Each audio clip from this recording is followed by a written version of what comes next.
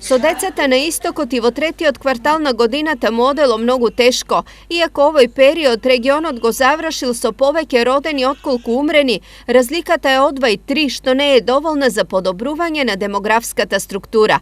Во периодот од јули до септември овде се родиле 407 дечиња, а починале 404.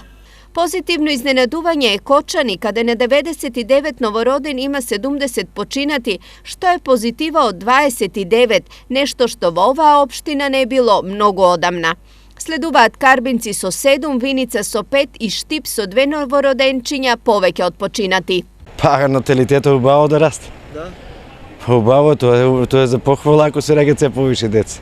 Фала Богу, убаво е кога ќе се раѓаат нови деца, добро и за државата. Ќе има овој наталитет. И да има и народ нормално таму, ако без деца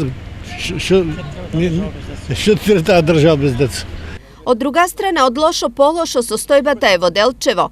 Таму во третиот квартал бебиња се раѓале еднаш на 3 дена, а секој втор ден по еден се носел на гробишта. Зашто младите почесто се иселуваат од нашата држава, не ја гледаат иднината во нашата земја.